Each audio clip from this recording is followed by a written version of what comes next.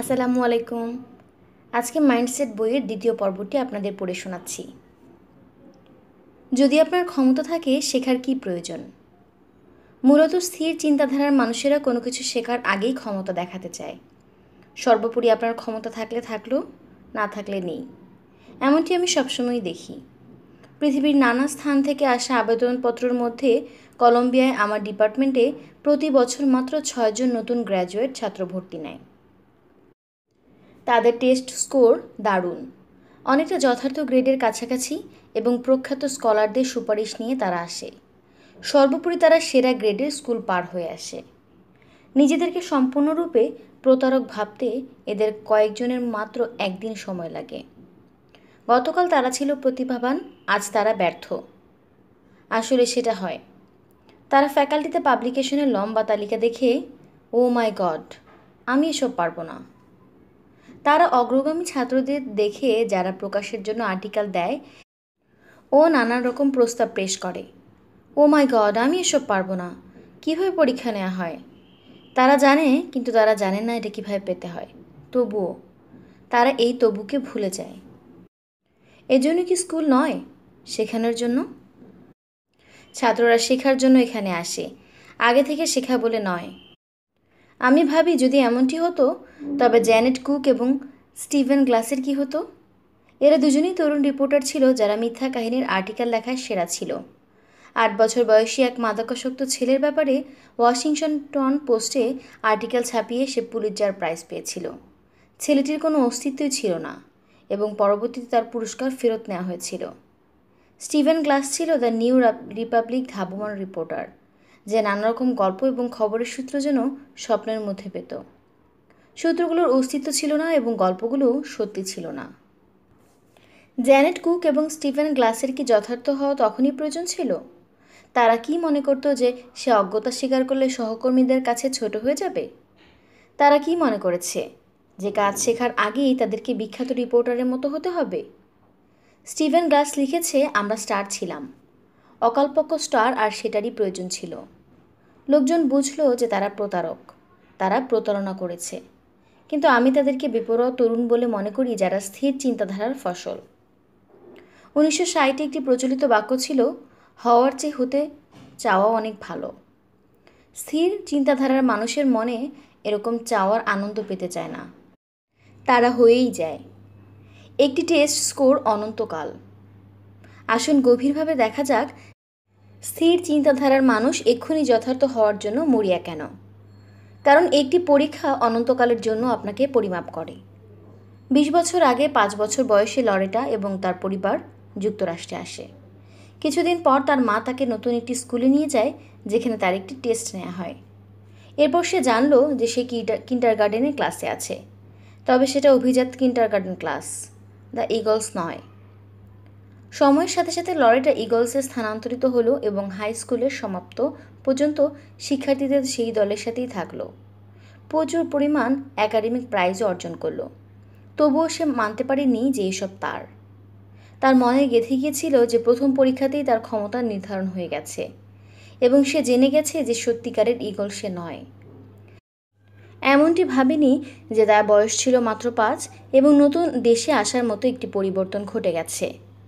কিংবা ইগলে হয়তো সেই সময় রুম ছিল না, অথবা স্কুল হয়তো সিদ্ধান্ত নিয়েছে যে আরও ছোট ক্লাসে তার যাওয়া উচিত। কী ঘটেছিল এবং তার অর্থ কী এসব বোঝার জন্য বিভিন্ন রকম উপায় রয়েছে। দুর্ভাগ্যক্রমে সে ভুলটাই বেছে নিয়েছে। কারণ স্থির চিন্তাধারার পৃথিবীতে ইগল হওয়ার কোনো উপায় নেই। কারণ সত্যিকারের ইগল হলে আপনি টেস্টে পাশ করতেন এবং তৎক্ষণাৎ ইগল হিসেবে অভিনন্দিত হতেন। লরেটার কাহিনী কি বিরল, নাকি আমাদের জানার চেয়েও অনেক বেশি কমন এসব কাহিনী? ব্যাপারটি বোঝার জন্য আমরা 5th গ্রেডের বাচ্চাদের বন্ধ একটি কাপবোর্ডের বাক্স দিলাম আর বললাম যে এর মধ্যে টেস্ট আছে। আমরা বললাম যে এই টেস্ট স্কুলের ক্ষমতা বোঝার জন্য খুব গুরুত্বপূর্ণ। আমরা এর বেশি কিছুই বললাম না। এরপর আমরা টেস্টের ব্যাপারে প্রশ্ন করতে লাগলাম। প্রথমে আমরা নিশ্চিত হলাম যে তারা আমাদের বর্ণনা শুনেছে। এরপর প্রশ্ন করলাম, এই টেস্ট স্কুলের ক্ষমতা মাপার জন্য কতটুকু গুরুত্বপূর্ণ বলে তোমরা মনে করো? তারা সবাই বেশ গুরুত্বের সাথে নিল। এরপর আমরা প্রশ্ন করলাম, তোমরা কি মনে করো এই টেস্ট পরিমাপ করবে তোমরা কতটা স্মার্ট? আর বড় হলে তোমরা কত স্মার্ট হবে এই টেস্ট সেটা পরিমাপ করবে বলে তোমরা মনে করো? পরিপক্ক চিন্তাধারা ছাত্র জানালো যে টেস্ট একটি গুরুত্বপূর্ণ ক্ষমতা পরিমাপ করে, কিন্তু তারা মনে করে না যে তারা কতটা স্মার্ট সেটি পরিমাপ করবে। আর তারা এটা ভাবেই নি যে বড় হলে তারা কতটা স্মার্ট হবে সেটি এই টেস্টে মেপে দেখবে। মূলত একজন বলেই ফেলল, সম্ভবই নয়, কোনো পরীক্ষা এই টেস্ট করতে পারে না। কিন্তু স্থির চিন্তাধারা ছাত্ররা বিশ্বাসই করেনি যে টেস্ট কোনো গুরুত্বপূর্ণ ক্ষমতা মাপতে পারে। তারা বেশ জোরালোভাবে বিশ্বাস করেছিল যে তারা কতটা স্মার্ট এই টেস্ট সেটি পরিমাপ করতে পারে, আর বড় হলে কত স্মার্ট হবে সেটিও। তাদের সবচেয়ে মৌলিক বুদ্ধিমত্তা মাপার ক্ষমতা আজকের এবং চিরকালের জন্য মাত্র তারা একটি টেস্টের হাতে তুলে দিয়েছে।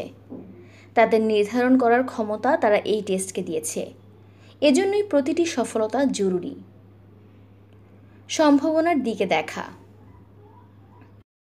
সম্ভাবনা কি, আমরা কি করতে সক্ষম, ভবিষ্যতে কি হবে, এগুলো জবাব কোনো টেস্ট দিতে পারে কি না সেই ধারণার দিকে পেছন ফিরে দেখি। স্থির চিন্তাধারার লোকেরা ইতিবাচক ধারণা পোষণ করে। আপনি কেবল সুনির্দিষ্ট ক্ষমতাকে এখানে যাচাই করবেন এবং ভবিষ্যতের ক্ষেত্রে স্থাপন করবেন। কেবল পরীক্ষার দিন কাউকে জিজ্ঞাসা করুন, কোনো জাদুর বলের প্রয়োজন নেই। কাজের সম্ভাবনার ব্যাপারে যে সাধারণ বিশ্বাস এখনই বলে দেওয়া যায় সেটি জোসেফ পি কেনেডি মর্টন ডাউনি জুনিয়রকে যেটা বলেছিলেন যে সে ব্যর্থ হবেই। পরবর্তীকালে বিখ্যাত টেলিভিশন ব্যক্তিত্ব এবং গ্রন্থকার কী করেছিল? সে স্টক ক্লাব নামক নিউ ইয়র্কের একটি নাইট ক্লাবে লাল মোজা এবং বাদামি জুতো পরে গিয়েছিল।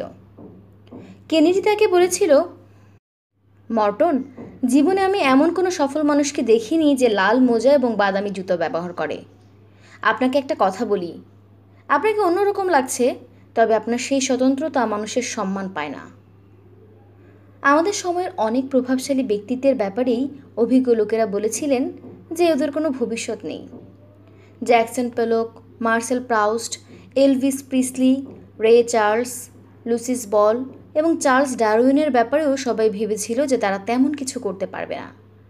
আর একথাও সত্য যে এদের অনেকেই প্রথম দিকে অসাধারণ কোনো কিছু দেখতে পায়নি, কিন্তু চেষ্টা এবং শিক্ষার মাধ্যমে তাদের দক্ষতার উন্নয়ন ঘটানোর ক্ষমতাই কি সম্ভাবনা নয়? আর এটাই হলো মূল বিষয়। আমরা কি করে জানব যে চেষ্টা, সময় এবং শিক্ষা মানুষকে কোথায় নিয়ে যাবে? কে জানে, হয়তো জ্যাকসন, মার্সেল, এলভিস, রে, লুসিল, চার্লসের ব্যাপারে, তাদের সেই সময়ের দক্ষতার ব্যাপারে অভিজ্ঞজনেরা যা বলেছিল সেটাই হয়তো সত্যি হতে পারত। হয়তো তারা তেমন ছিল না, পরবর্তীতে তারা যেমন হয়েছে। একবার পল সিজার্নির পুরনো চিত্র প্রদর্শনী দেখার জন্য আমি লন্ডনে গিয়েছিলাম। যেতে যেতে আমি ভাবছিলাম সিজার্নিকে আর তার আঁকা বর্তমানের ছবির চেয়ে আগের ছবিগুলো দেখতে কেমন ছিল।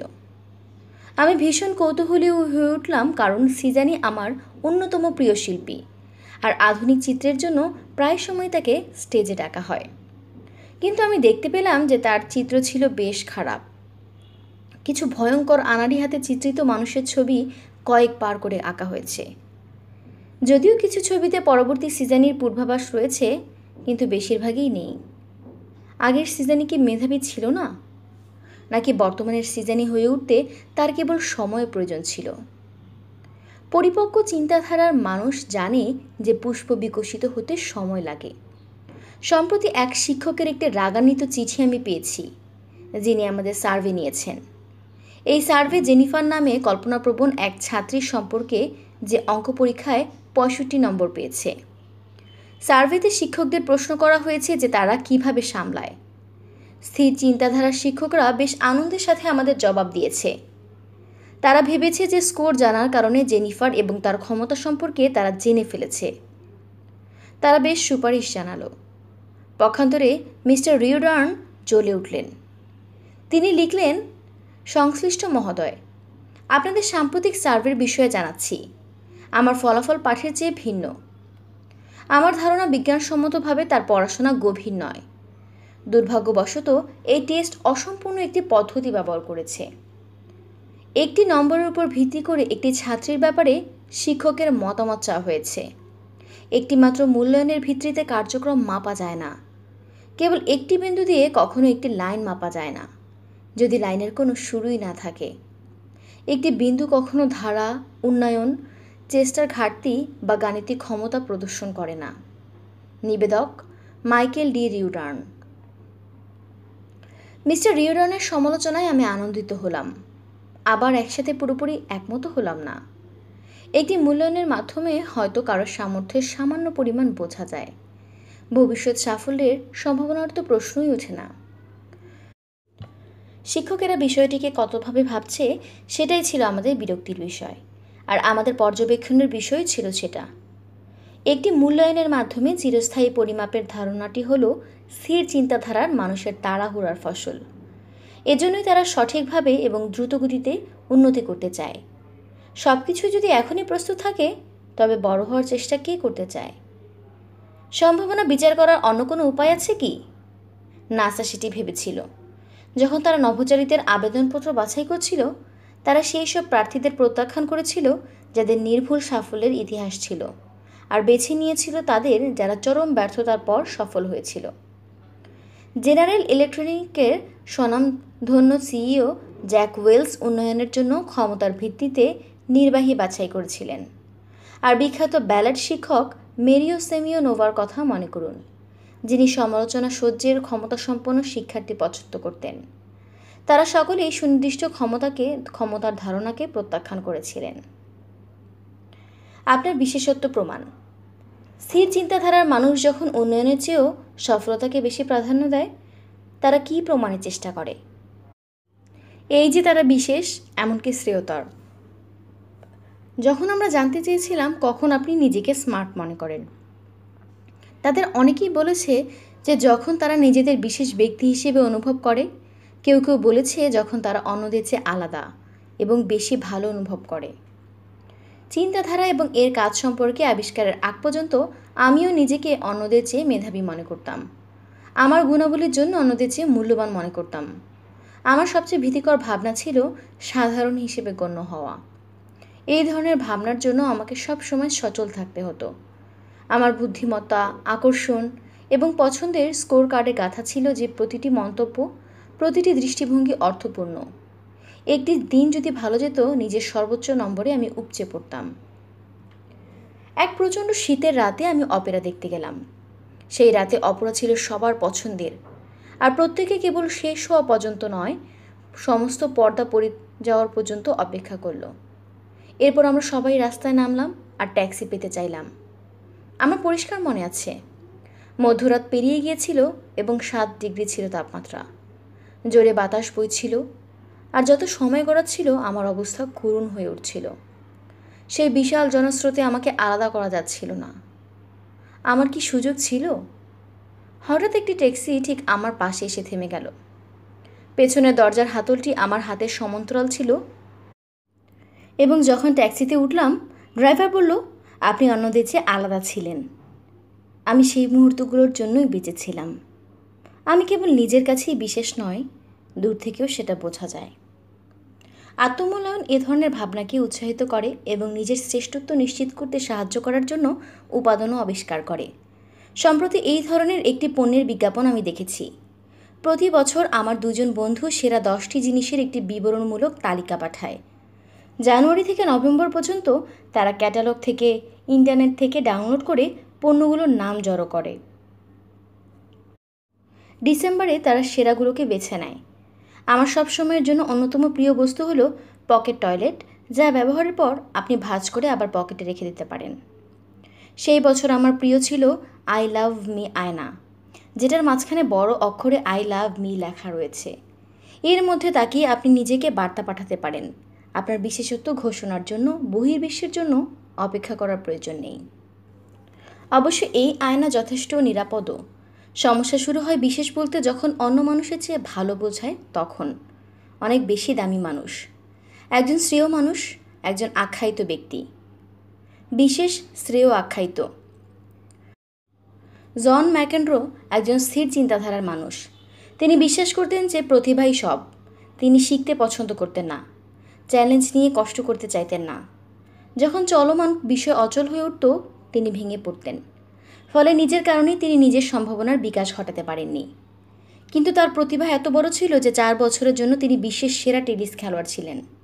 সেরা হওয়ার অনুভূতি তিনি এভাবে ব্যক্ত করেছিলেন যে ম্যাচ খেলার সময় হাতের ঘাম শুষে নেওয়ার জন্য ম্যাকেনরো করাতের গুঁড়ো ব্যবহার করতেন। একবার সেই গুঁড়া তার পছন্দ হলো না, তাই তিনি গুঁড়ার ক্যান আনালেন এবং র্যাকেট দিয়ে মৃদু আঘাত করে দেখলেন। তার এজেন্ট গ্যারি দৌড়ে এসে জানার জন্য যে কী হলো। আমি বললাম, তুমি একে করাতের গুঁড়ো বলছো? আমি এসে চিৎকার করেছিলাম, গুঁড়োগুলো বেশ মসৃণ ছিল, এগুলো ইঁদুরের বিষের মতো লাগছে। তুমি অন্য একটা ব্যবস্থা করতে পারো না? কাজেই গ্যারি দৌড় লাগালো এবং 20 মিনিট পর খানিকটা মোটা করাতের গুঁড়ার টাটকা ক্যান নিয়ে এলো। তার পকেটের $20 কমে গেল। 2x4 সাইজে কাটার জন্য তাকে ওই টাকা দিতে হয়েছে। সেরা হলে এমনটাই হয়। তিনি আমাদের বলতেই লাগলেন কিভাবে তিনি একজন সম্ভ্রান্ত জাপানি ভদ্রমহিলার ওপর সব কিছু ছুঁড়ে মেরেছিলেন, যিনি তাকে আতিথেয়তা করেছিলেন। পরদিন সেই মহিলা বাউ করলেন, ক্ষমা চাইলেন এবং তাকে একটি উপহার দিলেন। ম্যাকেনরো ঘোষণা করলেন, সেরা হওয়ার এটাও অন্য বিষয়। সব কিছুই আপনাকে নিয়ে। আপনার যা দরকার সব পেয়েছেন? সব ঠিক আছে? আমরা এটা করে দেব, ওটা দেব, আপনার পেছনে চুমু খাবো, আপনি যা চান তাই করবেন। সব কিছুর প্রতি আপনার প্রতিক্রিয়া হলো বেরিয়ে যাও। দীর্ঘ সময় ধরে এসব করতে আমার মোটেই খারাপ লাগেনি। আপনার লাগবে? কাজেই দেখা যাক, আপনি যদি সফল হন অন্যদের চেয়ে ভালো। আপনি তাদেরকে গালি দিতে পারেন, অসম্মান করতে পারেন। স্থির চিন্তাধারার মানুষ এভাবেই আত্মমূল্যায়ন করে।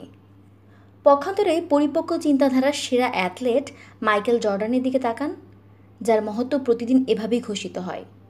সুপারম্যান, মানুষ বেশি ঈশ্বর, টেনিস সুজের জেজাস। কাউকে যদি বিশেষ হিসেবে ভাবতে হয় তবে সেটা তিনি। বাস্কেটবলে ফিরে আসার সময় তিনি যা বলেছিলেন সেটা নিয়ে তুমুল হইচই পড়ে যায়। আমার খেলায় ফিরে আসা নিয়ে মানুষের উত্তেজনা দেখে আমি ভীষণ অবাক। মানুষজন এমনভাবে আমার প্রশংসা করেছিল যেন আমি কোনো ধর্মীয় গুরু। বেশ অস্বস্তিকর ব্যাপার। আমি আপনাদের সবার মতো একজন সাধারণ মানুষ। জর্ডান জানতেন যে দক্ষতা বৃদ্ধির জন্য তিনি কত কষ্ট করেছেন। তিনি লড়াই করে উন্নতি করেছেন। উত্তরাধিকার সূত্রে অন্যদের চেয়ে ভালো হননি। The right staff Tom Wolf অভিজাত মিলিটারি পাইলটদের কথা বর্ণনা করেছেন, যারা সাগ্রহে স্থির চিন্তাধারাকে গ্রহণ করে নিয়েছে। একের পর এক কঠিন পরীক্ষা পাশ করতে করতে তারা নিজেদেরকে বিশেষ ধরে নিয়েছে, যেন মানুষ অন্যদের চেয়ে স্মার্ট এবং সাহসী হয়ে জন্মায়। কিন্তু দ্য রাইট স্টাফের নায়ক চাক ইকেজার অন্যরকম প্রার্থনা করেছেন। জন্মগত পাইলট বলতে কিছুই নেই। আমার মেধা বা গুণ যাই থাক, দক্ষ পাইলট হতে হলে কঠোর পরিশ্রম এবং সারা জীবন অভিজ্ঞতার প্রয়োজন পড়ে। সেরা পাইলটরা অন্যদের চেয়ে বেশি উঠতে পারে, তাই তারা সেরা। মাইকেল জর্ডানের মতো তিনিও একজন মানুষ। তিনি কেবল অন্য মানুষের চেয়ে নিজেকে বেশি বিকশিত করেছেন। সংক্ষেপে, যারা স্থির চিন্তাধারার তারা দ্রুত সফল হতে চায়, আর যখন হয়ে যায় গর্বের চেয়ে বেশি কিছু অনুভব করে। তারা হয়তো শ্রেষ্ঠত্ব বোধ করে, যদিও সফলতা মানে হলো তাদের সুনির্দিষ্ট কাজ অন্যদের চেয়ে ভালো।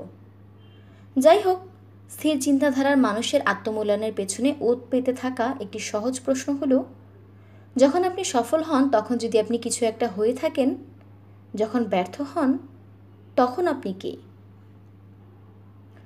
চিন্তাধারা পরাজয়ের অর্থ বদলে দেয়।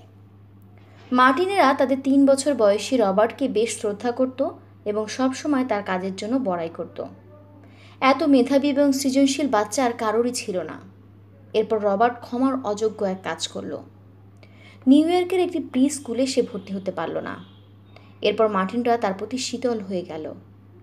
তারা আর আগের মতো তার ব্যাপার নিয়ে কথা বলে না, আর একই গর্ব এবং স্নেহের চোখে দেখে না। সে আর মেধাবী ছোট রবার্ট নয়। সে অসম্মান বয়ে এনেছে এবং তাদেরকে লজ্জিত করেছে।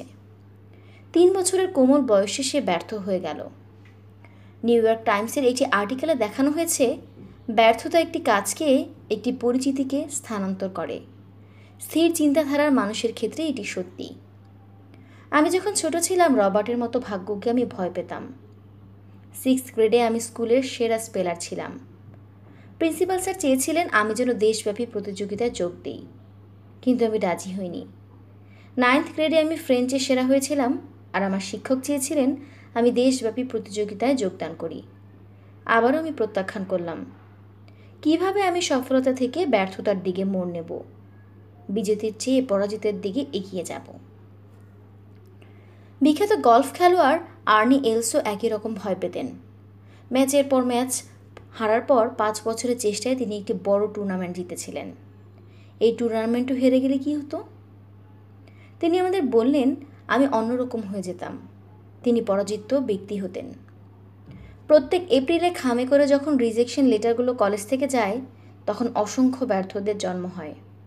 হাজারো মেধাবী ছেলেমেয়েরা যে মেয়েটি প্রিন্সটনে ভর্তি হয়নি বা যে ছেলেটি স্ট্যানফোর্ডে ভর্তি হয়নি, এমন তালিকায় নাম লেখায়। নির্ধারণের মুহূর্ত। পরিপক্ক চিন্তাধারায় ব্যর্থতা বেশ করুণ অভিজ্ঞতা, কিন্তু এটি আপনাকে নির্ধারণ করে না। এটি একটি সমস্যা যার মুখোমুখি হতে হয়, সামলাতে হয় এবং যার কাছ থেকে শিখতে হয়। মিনেসোটা ভাইকিংসের প্রাক্তন পরীক্ষামূলক খেলোয়াড় জিম মার্শাল এমন ঘটনা বলেছেন যেটা তাকে পরাজিত করে দিতে পারত। সান ফ্রান্সিসকোর সাথে খেলার সময় মার্শাল মাঠে বলের দিকে নজর রাখলেন। বলটি ছিনিয়ে নিয়ে তিনি জনগণের উত্তেজনা লক্ষ্য করে ছুটতে লাগলেন, কিন্তু তিনি ভুল পথে ছুটে গিয়েছিলেন। তিনি ভুল টিমের জন্য স্কোর করলেন, আর ন্যাশনাল টেলিভিশন সেটা প্রচার করল। জীবনের চরম বিপর্যস্ত মুহূর্ত ছিল সেই সময়, লজ্জায় মাটিতে মিশে যাওয়ার মতো। কিন্তু মাঝপথে তিনি ভাবলেন, কেউ যদি ভুল করে সেটা শোধরানো যায়। আমি টের পেলাম আমার কাছে আরেকটি সুযোগ রয়েছে। আমি দুঃখিত হতে পারি বা কিছু একটা করতে পারি। বাকি অর্ধেক সময় তিনি জীবনের অন্যতম সেরা খেলাটি খেললেন আর দলকে জিতিয়ে দিলেন। তিনি সেখানেই থামলেন না, তিনি দলের সঙ্গে কথা বললেন। যেসব লোকেরা নিজেদের লজ্জাজনক অভিজ্ঞতার কথা স্বীকার করে চিঠি পাঠিয়েছে তাদের জবাব দিলেন। খেলার সময় তিনি মনোযোগ বাড়িয়ে দিয়েছিলেন। অভিজ্ঞতা তাকে নির্ধারণ করার আগে তিনি এর নিয়ন্ত্রণ নিয়েছিলেন। তিনি আগের চেয়েও ভালো খেলোয়াড় হওয়ার কাজে সেই অভিজ্ঞতা ব্যবহার করেছিলেন, আর তার বিশ্বাস ভালো মানুষ হওয়ার কাজেও। স্থির চিন্তাধারার কারো পরাজয় একটি স্থায়ী বা তীব্র মানসিক যাতনা হতে পারে। বার্নার্ড লয় শিউ ছিলেন বিশ্বের অন্যতম সেরা শেফ। ফ্রান্সের মাত্র কয়েকটি রেস্টুরেন্ট ইউরোপের সবচেয়ে সম্মানিত restaurant guide the guide Michelin থেকে 3 স্টারের সেরা মূল্য গ্রহণ করত। তিনি তাদের একজন ছিলেন।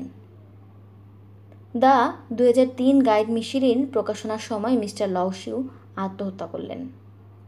2 পয়েন্ট হেরে তিনি গন্ট মিলাওয়ে 20-এ 19-এর জায়গায় 17 পেয়েছিলেন। গুজব উঠেছিল যে নতুন গাইডে তিনি একটি স্টার হারিয়ে ফেলবেন। যদিও সেটা ঠিক ছিল না, তবুও ব্যর্থতার চিন্তাই তাকে নিঃশেষ করে ফেলল। লয়শিউ ছিলেন অগ্রপথী। তিনিই প্রথম নাওভেল কুইজিনকে এগিয়ে নিয়েছিলেন। ফরাসি খাবারে বাটার এবং ক্রিম সস মিশিয়ে সুস্বাদু বানানোর ঐতিহ্যকে পথ দেখিয়েছিলেন। প্রচণ্ড শক্তিশালী মানুষটি একজন উদ্যোক্তাও ছিলেন। বারগন্ডিতে তার 3 স্টার রেস্টুরেন্ট ছাড়াও প্যারিসে 3টি খাবারের দোকান, অসংখ্য রান্না সংক্রান্ত বই এবং ফ্রোজেন খাবারের একটি ধারা সৃষ্টি করেছিলেন। তিনি বলতেন, আমি হলাম ইভস সেন্ট লরেন্টের মতো। ডিজাইনও আমার, সেলাইও করি আমি। এমন মেধাবী মানুষ 2 পয়েন্ট বা তার ছাড়া 3 স্টার ছাড়া চমৎকার একটি ভবিষ্যতের পরিকল্পনা করতে পারতেন। মূলত গন্ট মিলাওয়ের ডাইরেক্টররা বলেছিলেন যে তার রেটিং ওনার জীবন কেড়ে নিতে পারে, এটা কল্পনাও করা যায় না। কিন্তু স্থির চিন্তাধারার কাছে এটি কল্পনার যোগ্য। তাদের কম রেটিং নিজেদের সম্পর্কে তাদের একটি নতুন ধারণা দিয়েছে, সেটা ব্যর্থতা। স্থির চিন্তাধারার জন্য ব্যর্থতা মাত্রই মারাত্মক। তাই হালকাভাবে বলা যায়, আমার সফলতা আপনার ব্যর্থতা। গত গ্রীষ্মে আমার স্বামী এবং আমি একটি ডুড র্যাঞ্চে গিয়েছিলাম, যেটা বেশ নতুন মনে হয়েছিল, কারণ এর আগে আমাদের কেউ ঘোরার কাছাকাছি যায়নি। একদিন আমরা মাছ ধরা শিখলাম। 80 বছর বয়সের কাউবয় টাইপের এক বৃদ্ধ জেলে আমাদের শেখালো বড়শি কী করে ধরতে হয়, আর আমাদের হারালো। আমরা বুঝতে পারলাম যে সে শেখায়নি ট্রাউট কখন শিকার করে, ট্রাউট শিকার করলে কি করতে হয়, অদ্ভুতভাবে যদি ট্রাউটকে পেয়েও যাই কিভাবে রিল টানতে হয়। যাই হোক, সময় চলছিল, মশা কামড়াচ্ছিল, কিন্তু ট্রাউটের দেখা নেই। ডজনখানেক মানুষ আমরা কিছুই পেলাম না। হঠাৎ আমি ছক্কা মেরে দিলাম। কিছু অসতর্ক ট্রাউট আমার শিকারকে শক্তভাবে কামড়ে ধরল, আর জেলে যার সেখানে থাকার কথা আমার সাথে গল্প করতে লাগলেন। আমি একটি রেইনবো ট্রাউট ধরে ফেললাম। প্রতিক্রিয়া 1। আমার স্বামী ডেভিড দৌড়ে এসে গর্বিত সুরে বলল, তোমার সাথে বাস করাটাই চমৎকার। প্রতিক্রিয়া 2। সেই সন্ধ্যায় আমরা যখন ডাইনিং রুমে ডিনার খেতে এলাম, দুজন ভদ্রলোক এসে আমার স্বামীকে বলল, ডেভিড, আপনি কিভাবে সামলাচ্ছেন? ডেভিড ফাঁকা দৃষ্টিতে তাদের দিকে তাকালো এবং তার কোনো ধারণাই ছিল না ওরা কী নিয়ে কথা বলছে। আসলেই ছিল না।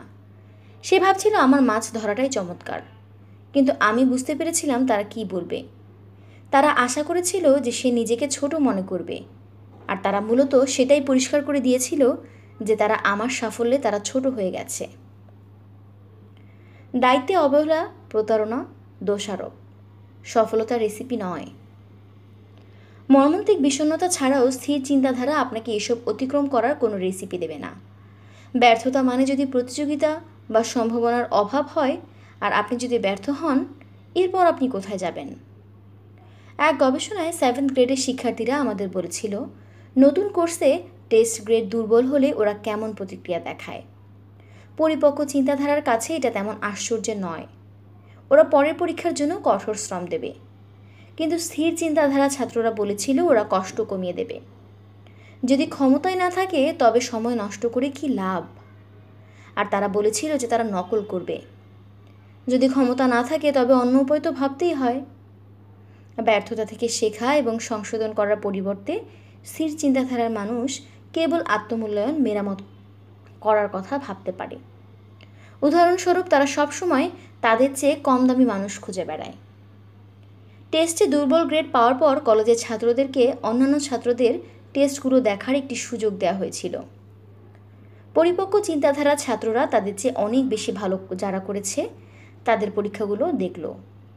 বরাবরের মতো তারা নিজেদের ঘাটতি পূরণ করতে চেয়েছে। কিন্তু স্থির চিন্তাধারার ছাত্ররা যারা তাদের চেয়ে খারাপ করেছ তাদের পরীক্ষাগুলোই দেখল। এভাবে তারা নিজেদের সম্পর্কে ভালো বোধ করল।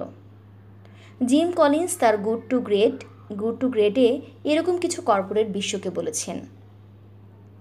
প্রক্টর অ্যান্ড গেমবেল যখন স্কট কাগজের ব্যবসায় দোল খেতে লাগলো, যেটা সেই সময় নেতৃত্বস্থানীয় ছিল, ছেড়ে দিল। নিজেদেরকে বদলানো বা চেষ্টা করার পরিবর্তে ওরা বলল, বাহ, ভালো, অন্তত আমাদের চেয়েও খারাপ মানুষ এ ব্যবসা করে। স্থির চিন্তাধারার মানুষ ব্যর্থতার পর অন্যকে দোষারোপ করে বা অজুহাত দেখিয়ে আত্মমর্যাদা মেরামত করার চেষ্টা করে।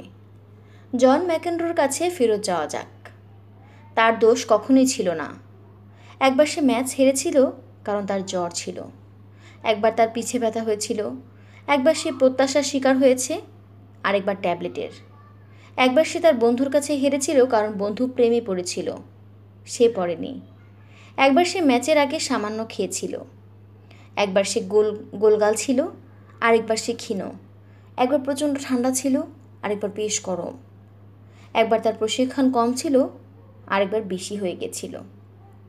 তার সবচেয়ে পীড়াদায়ক হার যেটা তাকে এখনও একটা রাত জাগিয়ে রাখে, সেটা ছিল 1984 সালে ফ্রান্স ওপেন। ইভেন লেনেনকে নেতৃত্ব দেওয়ার পরেও সে কেন হেরেছিল? ম্যাকেনরোর মতে এটা তার দোষ ছিল না। এক এনবিসি ক্যামেরাম্যান তার হেডসেট নিয়ে ফেলেছিল আর কোর্টের দিক থেকে একটি শোরগোল শুরু হয়েছিল। তার দোষ নয়। আসলে সে মনোযোগের ক্ষমতা বা আবেগের নিয়ন্ত্রণের উন্নয়ন ঘটাতে পারেনি। কিংবদন্তি বাস্কেটবল কোচ উডেন বলেছেন, আপনি ততক্ষণ পর্যন্ত ব্যর্থ নন যতক্ষণ আপনি অন্যকে দোষারোপ না করেন। তিনি বোঝাতে চেয়েছেন যে ভুল থেকে আপনি যতক্ষণ পর্যন্ত শিখতে না পারেন ততক্ষণ আপনি তাকে প্রত্যাখ্যান না করেন। শক্তিশালী এনরোল যখন হারল, প্রচণ্ড রাগে ফেটে পড়ল। কার দোষ? সিইও জেফ্রি স্কিলিং জোর দিয়ে বলল, আমার নয়, এটা পৃথিবীর দোষ ছিল। এনরোল যা করতে চেয়েছিল বিশ্ব তা করতে দেয়নি। জাস্টিস ডিপার্টমেন্টের তদন্তে কি দাঁড়ালো? একটি ডাইনি শিকার। জেনারেল ইলেকট্রনিক্সের আকস্মিক পতনে উন্নত মানের সিইও জ্যাক ওয়েলস সম্পূর্ণ ভিন্ন রকম প্রতিক্রিয়া দেখিয়েছিল। 1986 জেনারেল ইলেকট্রনিক্স কিডার পিবডি এবং একটি ওয়াল স্ট্রিট বিনিয়োগে ব্যাংকিং ফার্ম কিনেছিল।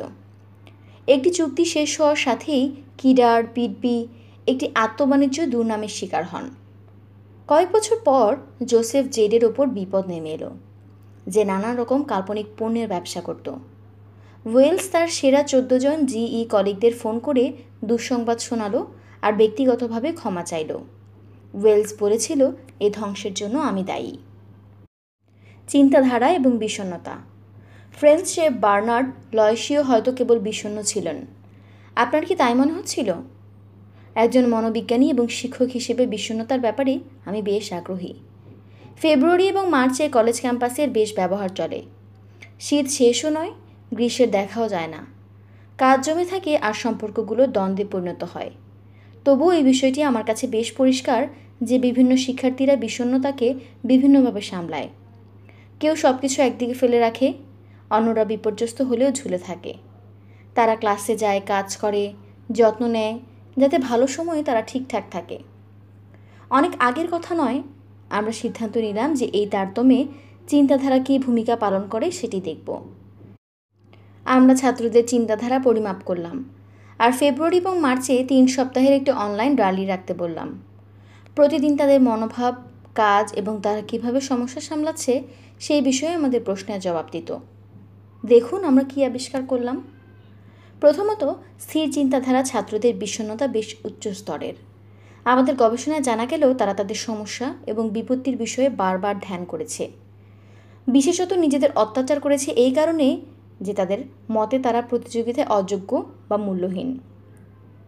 আমার মাথায় কেবল একটি কথাই ঘুরে বেড়াচ্ছে, তুমি একটি নির্বোধ। আমি এটা ভুলতে পারছি না যে এটি আমাকে মানুষের পর্যায়ে রাখেনি। আবার ব্যর্থতা তাদেরকে মুড়ে রেখেছে আর সাফল্যের কোনো পথ রাখেনি। আর যত বেশি বিষণ্ণতা বোধ করছিল তত বেশি উদাসীন হয়ে পড়ছিল আর সমস্যা সমাধানের চেষ্টা কমে যাচ্ছিল। উদাহরণস্বরূপ, তারা প্রয়োজনীয় পড়া পড়ছিল না, ঠিক সময় অ্যাসাইনমেন্ট দিচ্ছিল না, কাজের সাথে সম্পৃক্ততা রাখছিল না। যদিও স্থির চিন্তাধারা ছাত্ররা অনেক বেশি বিষণ্ণতা দেখাচ্ছিল, পরিপক্ক চিন্তাধারা ছাত্ররা এই চূড়ান্ত বিষণ্ণ সময়েও অনেক কম দুঃখিত ছিল। আর এখানে আমরা আসলে চমৎকার কিছু দেখতে পেলাম। পরিপক্ক চিন্তাধারার ছাত্ররা যত বেশি বিষণ্ণ ছিল তত বেশি সমস্যা সামলাচ্ছিল, স্কুলের কাজ করছিল এবং জীবনের সাথে ভারসাম্য রক্ষা করছিল। তাদের যত খারাপ লাগছিল তত বেশি প্রতিজ্ঞ হচ্ছিল। মূলত তাদের কার্যক্রম দেখে এটা বোঝা কঠিন যে তারা কতটুকু হতাশ। একটি তরুণ আমাকে একটি গল্প বলেছিল। আমি একদম নতুন ছিলাম আর এই প্রথমবার বাড়ি থেকে দূরে ছিলাম। প্রত্যেকেই আগন্তুক ছিল। কোর্সগুলো ছিল কঠিন। সময়ের সাথে সাথে আমি অনেক বেশি বিষণ্ণতা বোধ করতে লাগলাম। ক্রমাগত এমন অবস্থা হলো যে সকালে বিছানা থেকে উঠতে খুব কষ্ট হলো। তবুও প্রতিদিন জোর করে ঘুম থেকে উঠতাম, শাওয়ার নিতাম, শেভ করতাম, যা যা দরকার সব করতাম। একদিন আমার অবস্থা খুব খারাপ হলো। আমি সাহায্য নেওয়ার সিদ্ধান্ত নিলাম। তাই আমি সাইকোলজি কোর্সে টিচিং অ্যাসিস্ট্যান্টের কাছে গেলাম, তার পরামর্শ চাইলাম। তিনি প্রশ্ন করলেন, তুমি কি ক্লাসে যাচ্ছ? হ্যাঁ। তুমি কি পড়াশোনা করছো? হ্যাঁ। তুমি কি পরীক্ষায় ভালো করছো? হ্যাঁ।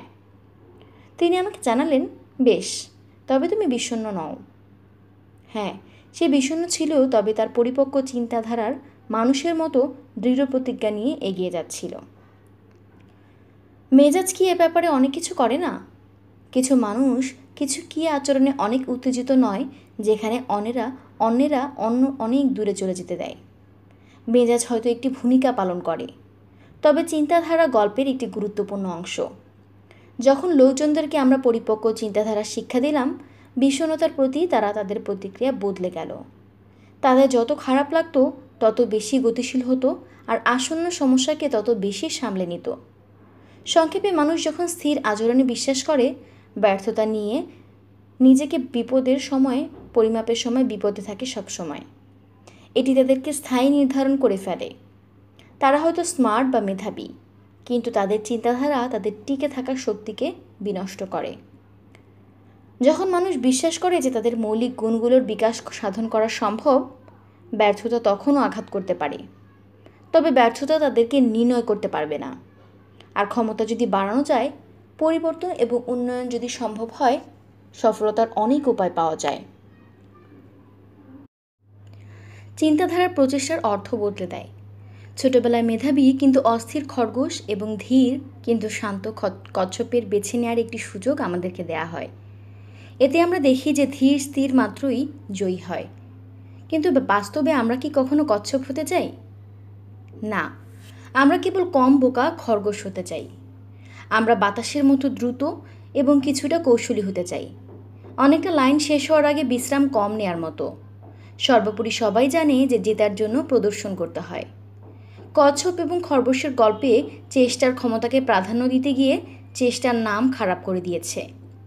এটি বোঝাতে চেয়েছে যে চেষ্টা হলো স্থির মানুষের জন্য, মেধাবী লোকেরা যখন হাল ছেড়ে দেয়, ধীর মানুষেরা সেটা লুফে নেয়। ছোট ইঞ্জিন, ঢিলে ঢালা বিশাল এবং নোংরা একটি নৌকা অনেক সময় খাপ খেয়ে যায়, আর এদের সাফল্যে আমরা খুশি হই। এরকম ছোটোখাটো বস্তু আমি কিন্তু পছন্দ করতাম, কিন্তু আমি কখনো ওগুলো দ্বারা নিজের তুলনা করতাম না। বার্তাটি হলো, দুর্ভাগ্যবশত আপনি যদি ছোটোখাটো প্রাণী হয়ে থাকেন, আপনার গুণেরও ঘাটতি থাকে, নিজেকে ব্যর্থ ভাবার প্রয়োজন নেই। আপনি মিষ্টি আদুরে একজন দ্রুতগামী ক্রিকেটার হতে পারেন এবং যদি সফলও হয়ে যেতে পারেন। অনেক ধন্যবাদ, আমি স্বীকার করে নিলাম। কিন্তু সমস্যা হলো এই গল্পগুলোতে হয় নয় রয়েছে। হয় ক্ষমতা থাকতে হবে, নয় চেষ্টার অপচয় হবে। আর স্থির চিন্তাধারার একটি অংশ এসব। যাদের ক্ষমতা নেই তারাই চেষ্টা করে। স্থির চিন্তাধারার লোকেরা বলে, যদি কোনো বিষয়ে তোমাকে খাটতে হয় তবে তুমি তাতে দক্ষ নও। তারা আরও বলে, যারা সত্যিকারে মেধাবী তারা সব কিছু এমনিতেই পেয়ে যায়। আমি the university of else and psychology বিভাগের একজন প্রফেসর। এক রাতে সাইকোলজি বিল্ডিংয়ের পাশ দিয়ে যাচ্ছিলাম আর দেখলাম যে কিছু ফ্যাকাল্টি অফিসে আলো জ্বলছে। আমার কয়েকজন সহকর্মী অনেক রাত পর্যন্ত কাজ করেন। আমি ভাবলাম তারা আমার মতো স্মার্ট নয়।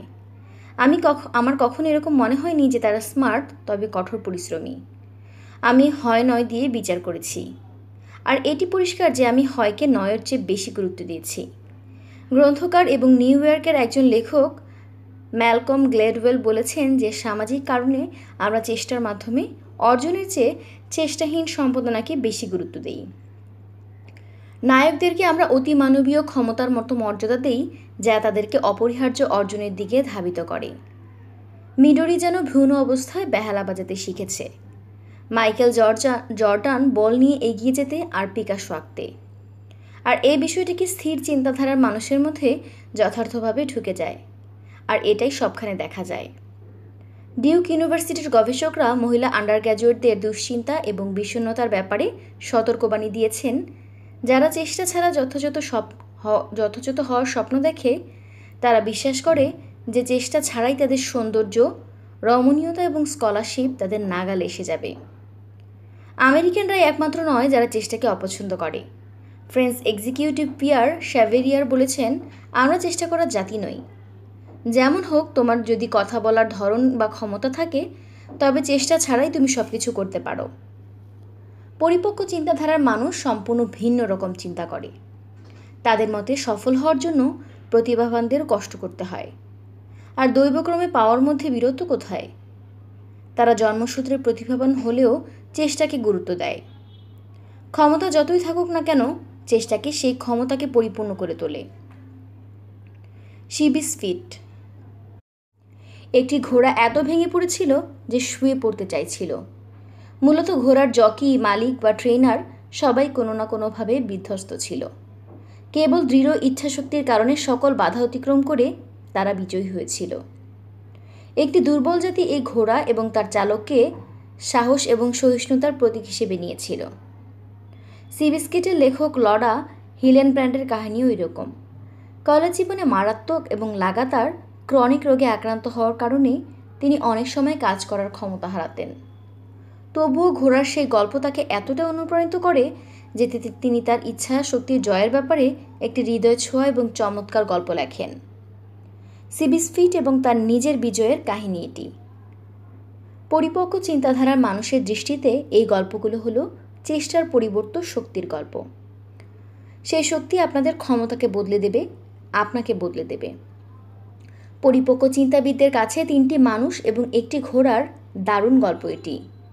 সকল বাধা সত্ত্বেও যারা কঠোর পরিশ্রম করেছিল। প্রচুর চেষ্টা, বড় ঝুঁকি। স্থির চিন্তাধারার মানুষের দৃষ্টিতে চেষ্টা কেবল অক্ষম মানুষদের জন্য। আর মানুষ যখন নিজের অক্ষমতা জানে, হারানোর কিছুই থাকে না। যদি আপনার কোনো ঘাটতি না থাকে, আপনি প্রতিভাবান, মেধাবী এবং প্রাকৃতিক হয়ে থাকেন, তবে আপনার হারানোর অনেক কিছু আছে। চেষ্টা আপনাকে বদলে দেবে। নার্জা সালেনরা সনেনবার্গ 10 বছর বয়সে ফিলাডেলফিয়া অর্কেস্ট্রার সাথে প্রথম ভায়োলিন বাজিয়েছিলেন। এরপর বিখ্যাত ভায়োলিন শিক্ষক ডরোথি ডিলের কাছে শেখার জন্য যখন জুলিয়ার্ড গেলেন, তার বেশ খারাপ কিছু অভ্যাস ছিল। ভায়োলিনে আঙ্গুল চালানোর কায়দা ছিল অদ্ভুত, আর তিনি ভুল দিকে ভায়োলিন ধরতেন। তিনি কিন্তু নিজেকে বদলাতে রাজি হলেন না। কয়েক বছর পর দেখা গেল অন্যরা বেশ ভালোভাবে শিখছে, আর তাকে অতিক্রম করে যাচ্ছে। এক পর্যায়ে তার মধ্যে আত্মবিশ্বাসের অভাব দেখা গেল। আমি একজন দুর্দান্ত প্রতিভা ছিলাম, আর এখন মনে হচ্ছে আমি ব্যর্থ। এই প্রতিভা চেষ্টাকে ভয় করত। আমি যাই করতে চাচ্ছিলাম, ভয় পাচ্ছিলাম। চেষ্টা এবং হেরে যাওয়ার ভয়। যদি আপনি কোনো অডিশনে গিয়ে চেষ্টা না করেন, যদি ঠিকমতো প্রস্তুত না থাকেন, যতটা শ্রম দেওয়া উচিত যদি ততটা না দেন আর হেরে যান, আপনি অজুহাত খুঁজবেন। বলা খুব সহজ যে আমি সব চেষ্টা করেছি, কিন্তু কিছুই হয়নি। চেষ্টা করা, হেরে যাওয়া, নিজেকে অজুহাত দেখানোর ধারণা স্থির চিন্তাধারার মানুষের সবচেয়ে বেশি ভয়ের। এসব তাকে আঘাত করে এবং স্থবির করে তোলে।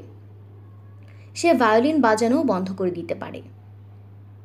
অনেক বছরের ধৈর্য এবং সমঝোতার পর একদিন ডিলে তাকে বললেন, শোনো, তুমি যদি আগামী সপ্তাহে ভায়োলিন না আনো, আমি তোমাকে ক্লাস থেকে বের করে দেব। আলেন্ড্রো ভাবল তিনি মজা করছেন, কিন্তু ডিলে চেয়ার থেকে উঠলেন এবং শান্ত স্বরে বললেন, আমি ঠাট্টা করছি না। যদি তুমি তোমার নিজের প্রতিভা নষ্ট করতে চাও, আমি এর মধ্যে থাকতে চাই না। অনেক হয়েছে। চেষ্টা এত ভীতিকর কেন? এর দুটি কারণ রয়েছে। প্রথম কারণটি হলো, স্থির চিন্তাধারার মানুষ ভাবে প্রতিভাবানদের এটি প্রয়োজন হয় না, কাজেই চেষ্টা আপনার ক্ষমতাকে ছোট করবে। দ্বিতীয় কারণ, যেটা নার্জা বলেছে, তখন কোনো অজুহাত চলবে না। চেষ্টা না করলে আপনি সব সময় বলতে পারতেন, আমি পারতাম। কিন্তু একবার চেষ্টা করলে এ কথা আর বলা যাবে না। একবার একজন আমাকে বলেছিল, আমি ইয়ো মা হতে পারতাম। যদি সে আসলে চেষ্টা করত, তবে কথা বলতে পারত না। সনেনবার্গ ডিলেকে হারানোর ভয় করতেন। অবশেষে ভাবলেন যে চেষ্টা করে সৎভাবে হারাটাই ভালো হবে, এবং আসন্ন প্রতিযোগিতার জন্য ডিলের সঙ্গে ট্রেনিং করতে লাগলেন। প্রথমবার তিনি সবগুলোতে হারলেন, এরপর ধীরে ধীরে জিতলেন। এখন তিনি বলেন, একটা চরম সত্য যা আমি জানি, যাকে তুমি ভালোবাসো তার জন্য খুব কষ্ট করতে হয়। আর যদি সঙ্গীত ভালোবাসো, তবে সারা জীবন লড়তে হবে। সম্পর্কের ক্ষেত্রে চেষ্টার ভীতি থাকতে পারে, যেমনটি প্রাণোচ্ছল আকর্ষণীয় তরুণী আমান্ডার ক্ষেত্রে ঘটেছিল। আমার প্রচুর খ্যাপা বয়ফ্রেন্ড ছিল, অনেক বেশি। অযোগ্য থেকে শুরু করে অবিবেচক পর্যন্ত নানা রকমের ছিল। আমার ঘনিষ্ঠ বন্ধু কার্লা সবসময় বলতো, চমৎকার একজন মানুষ হলে কেমন হয়, অনেকটা যেন এমন তোমার আরও ভালো মিলবে। এরপর কার্লা আমার জন্য তার অফিসের ববকে বাছাই করলো। সে বেশ ভালো ছিল, আর ব্যাপারটি টাইম পাস করার ছিল না। আমি সেটা ভালোবাসতাম অনেকটা এরকম, ও মাই গড, ঠিক সময় একজন ভালো মানুষের দেখা পাওয়া গেল। এরপর ব্যাপারটি সিরিয়াস হয়ে গেল এবং আমি উদ্ভট আচরণ করলাম। অর্থাৎ সে আমাকে সত্যিই পছন্দ করত, কিন্তু আমি ভাবতে লাগলাম যে যদি সে আমাকে জেনে যায়, তাহলে হয়তো মত বদলাবে। অর্থাৎ আমি যদি সত্যি সত্যি চেষ্টা করি আর তাতে যদি কাজ না হয়, মনে হলো আমি সেই ঝুঁকি নিতে পারবো না। কম চেষ্টা, বড় ঝুঁকি। পরিপক্ক চিন্তাধারার মানুষ যদি কোনো কিছু পেতে চায় এবং ভাবে যে তা অর্জনের উপায় আছে, তবে কিছু না করে বসে থাকবে না। যদি তেমনটি ঘটে, তবে তার মনে আঘাত লাগবে, সে স্বস্তি বোধ করবে না। 1930 থেকে 1950 এর মধ্যে ক্লোয়ার বুথ লিউসের চেয়ে সবচেয়ে বেশি সফল খুব কম আমেরিকান মহিলাই ছিল। তিনি বিখ্যাত গ্রন্থকার ছিলেন, কংগ্রেসে 2 বার নির্বাচিত হন এবং ইতালির অ্যাম্বাসেডর ছিলেন। তিনি বলেছেন, আসলে সফলতা শব্দের অর্থ আমি ঠিক বুঝি না। আমি জানি মানুষ আমার সম্পর্কে শব্দটি ব্যবহার করে, কিন্তু আমি সত্যিই এর অর্থ বুঝি না। প্রাইভেট লাইফ এবং ব্যক্তিগত দুঃখবোধের কারণে তিনি সবচেয়ে যেটি ভালোবাসেন সেটি করতে পারেননি, আর তা হলো থিয়েটারের জন্য লেখা। দ্য উমানের মতো নাটক লিখে তিনি বেশ সফলতা অর্জন করতে পারতেন, কিন্তু রাজনৈতিক ব্যক্তিত্বদের রুচি তীব্র হতে হয় বলে সেক্সি কমেডিগুলো ব্যর্থ হয়। তার মতে রাজনৈতিক মানুষদের ব্যক্তিগত সৃজনশীল চেষ্টাকে এগোতে দেয় না, আর থিয়েটারের প্রতি ভালোবাসা প্রকাশ করতে পারেননি বলে নিজেকে তিনি ক্ষমা করতে পারেন না। তিনি বলেন, যদি আমাকে কখনো আত্মজীবনী লিখতে হতো, আমি নাম দিতাম the autobiography of a failure. বিলি জিংকিন বলেছেন, পেছনের দিকে না তাকিয়ে আপনি যা খুশি তাই করতে পারেন। আমি তার সাথে একমত। আপনি পেছনে তাকান আর বলেন, আমি পারতাম। ট্রফির মতো অব্যবহৃত গুণাবলীকে ঝকঝকে করে তোলা। কিংবা আপনি এও বলতে পারেন যে আমি যেগুলোকে মূল্যবান ভেবেছি সেগুলোর জন্য বাকি সব ত্যাগ করেছি। আপনি পেছন দিকে তাকিয়ে কী বলতে চান ভেবে নিন, এরপর চিন্তাধারা বেছে নিন। জ্ঞানকে কাজে পরিণত করা। এ কথা নিশ্চিত যে স্থির চিন্তাধারার মানুষ সেই বইটি পড়েছে যেখানে লেখা আছে, সফলতা হলো নিজের সবচেয়ে ভালোটুকু, অন্যদের চেয়ে ভালোকে নয়। ব্যর্থতা হলো সুযোগ, দোষারোপ নয়, চেষ্টার সফলতার চাবিকাঠি। তারা এই পাঠকে কাজে লাগাতে পারেনি কারণ তাদের মৌলিক বিশ্বাস বলছে সম্পূর্ণ ভিন্ন কথা। সফলতা হলো অন্যের চেয়ে অনেক বেশি আশীর্বাদ পুষ্ট হওয়া, ব্যর্থ ব্যক্তিত্বকে নির্ধারণ করে, এবং চেষ্টা হলো তাদের জন্য যারা মেধায় স্বল্প। প্রশ্ন ও উত্তর। এই পর্যায়ে আপনার মনে কিছু প্রশ্ন আসতে পারে, দেখুন আমি তার কিছু জবাব দিতে পারি কিনা। প্রশ্ন: যদি মানুষ বিশ্বাস করে যে তাদের সুনির্দিষ্ট গুণাবলী রয়েছে এবং নিজেদেরকে স্মার্ট হিসেবে তারা দেখাতে পারে, তবে তাদের প্রমাণের কী প্রয়োজন? সর্বোপরি রাজপুত্র যদি সাহস প্রমাণ করতে পারে, তবে সেও রাজকুমারী স্থায়ীভাবে সুখে বাস করে। প্রতিদিন তাকে বাইরে গিয়ে একটি করে ড্রাগন মারতে হয় না। স্থির চিন্তাধারার মানুষেরা কেন নিজেদেরকে প্রমাণ করে না এবং এরপরেও সুখে থাকে না? কারণ প্রতিদিন নতুন এবং আগের চেয়ে বড় ড্রাগন এসে হাজির হয়। যেহেতু কাজটি কঠিনতর হয়ে ওঠে, যে ক্ষমতা তারা গতকাল দেখিয়েছিল সেটি হয়তো আর কাজ করবে না। হয়তো তারা অ্যালজেব্রার জন্য স্মার্ট, কিন্তু ক্যালকুলাসের জন্য নয়। হয়তো তারা ছোট দলের খেলোয়াড়, বড় দলের নয়। হয়তো তারা স্কুলের পত্রিকার লেখক হিসেবে ভালো, কিন্তু নিউ ইয়র্ক টাইমসের জন্য নয়। কাজেই তারা বারবার নিজেদের প্রমাণের জন্য ছুটতে থাকে, কিন্তু তারা কোথায় যাচ্ছে? মনে হয় তারা নানা স্থানে দৌড়তে থাকে, অসংখ্য ইতিবাচক ঘোষণা দেয়, কিন্তু যতটুকু চায় ততটুকু পর্যন্ত গিয়ে পৌঁছাতে নাও পারে। আপনি কি সেই মুভির কাহিনী জানেন যেখানে প্রধান চরিত্র একদিন ঘুম থেকে উঠে জেগে দেখে যে তার জীবন উপযুক্ত হয়ে ওঠেনি? সে মানুষের কল্যাণ করছে কিন্তু বিকশিত হয়নি, শেখেনি। গ্র্যান্ডউইট ডে আমার যে প্রিয়, যেটি আমি অনেক দিন দেখিনি, কারণ আমি নামটিকে অতিক্রম করতে পারিনি। গ্রাউন্ড গহসহ ডেতে যে কোনো কারণে একদিন বিল মুড়ে ঘুম থেকে উঠে দেখে ও বার্তা পায়নি। সেই বার্তা না পাওয়া পর্যন্ত তাকে একই দিন বারবার অতিক্রম করতে হয়েছে। প্রশ্ন: চিন্তাধারা কি আপনার স্থায়ী অংশ, না আপনি তাকে বদলাতে পারেন? চিন্তাধারা আপনার ব্যক্তিত্বের একটি গুরুত্বপূর্ণ অংশ, কিন্তু আপনি তাকে বদলাতে পারেন। দুটি চিন্তাধারা সম্পর্কে জেনে আপনি নতুনভাবে ভাবতে এবং প্রতিক্রিয়া দেখাতে পারেন। লোকজন আমাকে বলল যে তারা যখন স্থির চিন্তাধারা থেকে কষ্টে পড়ে তখন নিজেদেরকে ধরতে শুরু করে। শেখার সুযোগ হারালে, ব্যর্থতার কারণে হতাশ হলে বা প্রচুর চেষ্টা প্রয়োজন হলে যখন নিরুৎসাহিত হয়, আর তখন তারা পরিপক্ক চিন্তাধারায় প্রবেশ করে, নিশ্চিত হয় যে তারা চ্যালেঞ্জ গ্রহণ করবে, ব্যর্থতা থেকে শিখবে বা চালিয়ে যাবে। আমরা যখন গ্র্যাজুয়েট ছাত্ররা এবং আমরা চিন্তাধারা আবিষ্কার করলাম, তারা আমাকে জানালো স্থির চিন্তাধারায় পেল, ভদ্রভাবে হাসলো আর এবং আমাকে জানালো। প্রশ্ন: আমি কি আধা আধি হতে পারি? নিজেদের মধ্যে দুটি চিন্তাধারা টের পাই। আমাদের প্রত্যেকের মধ্যে দুই ধরনের উপকরণ রয়েছে। আমরা সকলেই স্থির এবং পরিপক্ক চিন্তাধারার সম্মেলন। আমি সরলতায় মাতিয়ে সহজ ভাষায় বিষয়টি বলছি। নানা পরিস্থিতিতে মানুষ বিভিন্ন রকম চিন্তা করতেই পারে। আমি ভাবতে পারি যে আমার শৈল্পিক দক্ষতা হয়তো সুনির্দিষ্ট, কিন্তু আমার বুদ্ধিমত্তার বিকাশ হতে পারে। কিংবা আমার ব্যক্তিত্ব হয়তো স্থির, কিন্তু আমার সৃজনশীলতার উন্নয়ন ঘটতে পারে। আমরা দেখেছি মানুষ যেভাবে ভাবে ঠিক সেইভাবেই তার উন্নয়ন পরিচালিত হয়। প্রশ্ন: চেষ্টার প্রতি সমস্ত বিশ্বাস রেখে আপনি কি বলতে চান যে মানুষ যখন ব্যর্থ হয় সব সময় তার নিজের দোষে হয়, সে ভালোভাবে চেষ্টা করে না বলেই হয়? না, এটা সত্যি যে চেষ্টা খুব জরুরি, চেষ্টা ছাড়া কেউ উন্নতি করতে পারে না, কিন্তু এটি একমাত্র বিষয় নয়। মানুষের বিভিন্ন রকম সম্পদ এবং সুযোগ থাকে। যেমন অর্থশালী মানুষের একটি নিরাপত্তা থাকে, তারা অনেক বেশি ঝুঁকি নিতে পারে যতক্ষণ না পর্যন্ত সফল হয়। তারা লেগে থাকতে পারে। যারা ভালো পড়াশোনা আছে, যাদের প্রভাবশালী বন্ধু আছে, যারা ঠিক সময়ে ঠিক জায়গায় থাকে, তাদের প্রত্যেকের চেষ্টা কাজে লাগানোর সুযোগ বেশি থাকে। অর্থ এবং শিক্ষাযুক্ত চেষ্টা অনেক ভালো কাজ দেয়। কম সম্পদের লোকজন সর্বাপেক্ষা বেশি চেষ্টা সত্ত্বেও বিলম্বিত হতে পারে। যেখানে আপনি সারা জীবন কাজ করছেন সেটা বন্ধ হয়ে যেতে পারে। এখন কি আপনার সন্তান অসুস্থ হলো এবং আপনাকে ঋণে জর্জরিত করলো, আপনার ঘর চলে গেল, আপনার স্ত্রী নতুন বাচ্চা জন্ম দিল, আর আপনার হাতে সন্তানের বিলও ধরিয়ে দিল। নাইট ক্লাসের কথা ভুলেই যান। বিচার করার আগে আমাদের মনে রাখতে হবে যে চেষ্টাই সব কিছু নয়, সব চেষ্টা সমানভাবে তৈরি হয় না। প্রশ্ন: আপনি কেবল বলেই যাচ্ছেন যে পরিপক্ক চিন্তাধারা মানুষ 1 নম্বর হয়, সবচেয়ে ভালো সফল হয়।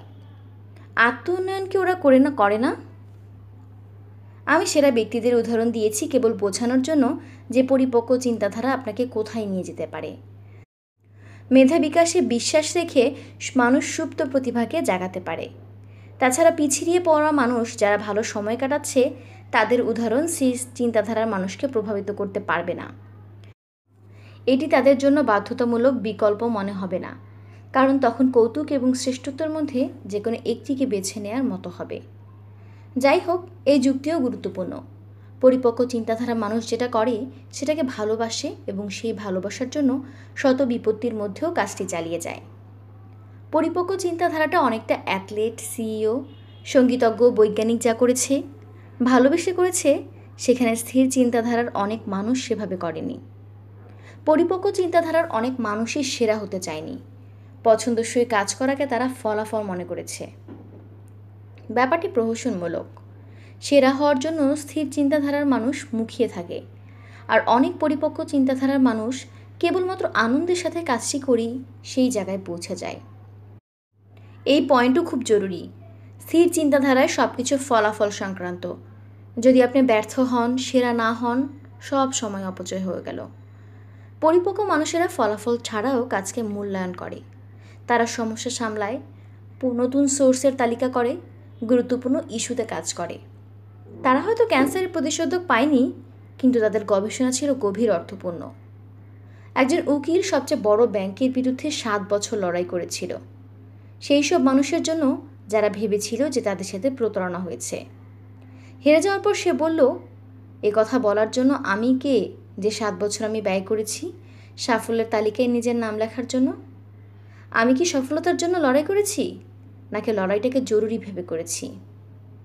আমি মোটেই দুঃখিত নই, এটা আমার করতেই হতো। আমি অন্যভাবে এটি করতে পারতাম। আপনার চিন্তাধারা বৃদ্ধি করুন। মানুষ শেখার জন্য ভালোবাসা নিয়ে জন্ম নেয়, কিন্তু স্থির চিন্তাধারা মানুষ সেটা করে না। উপভোগ করার কিছু সময়ের কথা ভাবুন, যেমন ক্রসওয়ার্ড, পাজল করছেন, নতুন নাচ শিখছেন। যখন বিষয়টি কঠিন হয়ে ওঠে আপনি বেরিয়ে যেতে চান। হয়তো আপনি ক্লান্ত হন, ঝিমুত থাকেন বা বিরক্ত।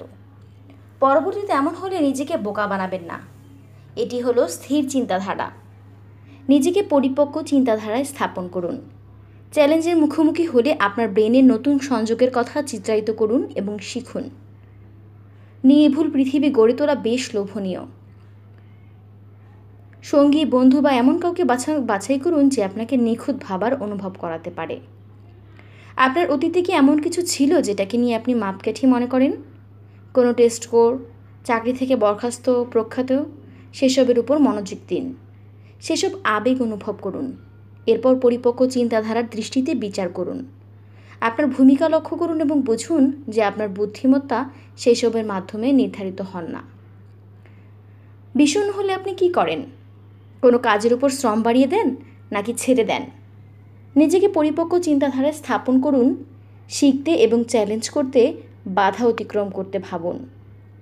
চেষ্টাকে ইতিবাচক, গঠনমূলক শক্তি হিসেবে ভাবুন। চেষ্টা করে দেখুন। এমন কিছু কি আছে যেটা আপনি করতে চেয়েছেন কিন্তু নিজে দক্ষ নন বলে করেননি? সেটি করার পরিকল্পনা করুন।